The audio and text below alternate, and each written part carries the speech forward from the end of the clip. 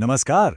आज हम बात करने वाले हैं एक ऐसे साइबर अटैक के बारे में जो डिजिटल फिरौती की दुनिया को पूरी तरह बदल रहा है। सोचिए, एक ऐसा हमला जिसमें हैकर्स को किसी मैलवेयर की जरूरत ही नहीं पड़ती।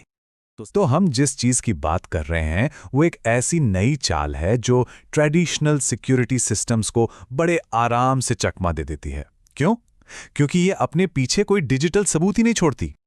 अब इन दोनों हमलों में जो फर्क है ना, वो जमीन आसमान का है।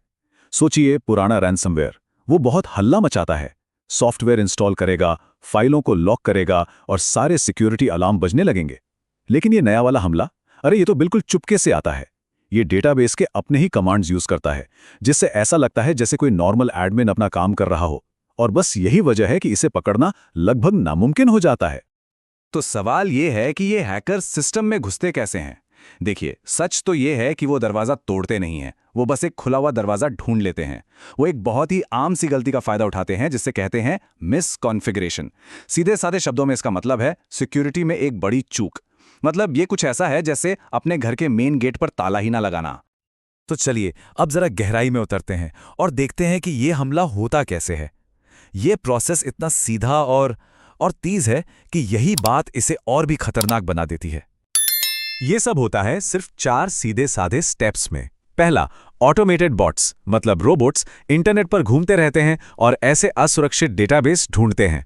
दूसरा, हैकर्स को बस एक कमजोर या डिफॉल्ट पासवर्ड चाहिए होता है अंदर आने के लिए। तीसरा, वो बस एक कमांड चलाते हैं जैसे ड्रॉप डेटाबेस और बूम, पलक झपकते ही सब कुछ खत्म। और आखिर में वो फिरौती की मांग करते हुए एक छोटा सा नोट छोड़ जाते हैं। देखिए, कोई रॉकेट साइंस नहीं है, कोई कॉम्प्लेक्स हैकिंग नहीं, बस सिस्टम के अपने ही टूल्स का गलत इस्तेमाल।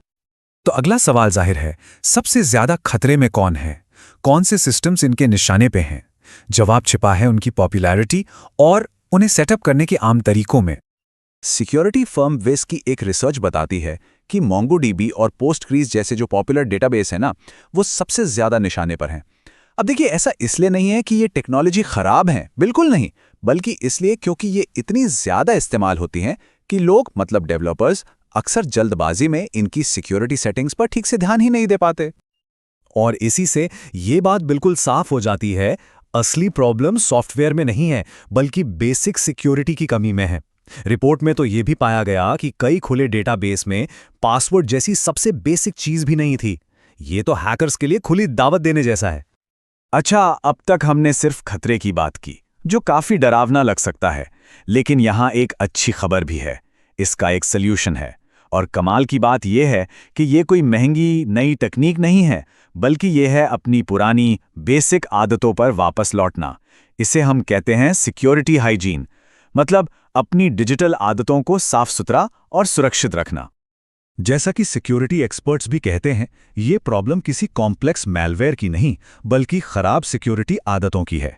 और इसका सीधा सा मतलब ये है कि इसे सही आदतों से ठीक किया जा सकता है, मतलब कंट्रोल हमारे हाथ में है। तो चलिए अब उन 4 जरूरी कदमों पर बात करते हैं जो किसी भी ऑर्गेनाइजेशन के लिए इस तरह के हमलों से बचने का एक मजबूत कवच बन सकते हैं। नंबर 1, अपने डेटाबेस को पब्लिक इंटरनेट की नजरों से दूर रखें। उन्हें प्राइवेट नेटवर्क में फायरवॉल के पीछे छिपा दें। नंबर 2, हमेशा मजबूत पासवर्ड और मल्टी फैक्टर ऑथेंटिकेशन का इस्तेमाल करें। नंबर 3, रेगुलर बैकअप लें और ये बहुत जरूरी है, उन बैकअप्स को किसी अलग सेफ जगह पर रखें। और चौथा, सिर्फ वायरस के लिए स्कैन मत करिए, बल्कि गलत सेटिंग्स के लिए भी अपने सिस्टम को लगातार चेक करते रहिए। तो इन सभी जरूरी बातों को याद रखने के लिए ये रही एक सिंपल डिफेंसिव चेकलिस्ट। सर्वर को इंटरनेट से अलग करना, पासवर्ड्स को मजबूत करना, बैकअप को टेस्ट करते रहना और लगातार निगरानी रखना, बस यही है बचाव की असली चाबी। और आखिर में ये एक बहुत जरूरी सवाल है जिस पर हम सबको सोचना चाहिए।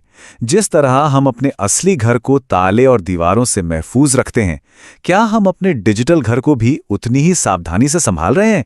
क्या वो वाकई में सुरक्षित है?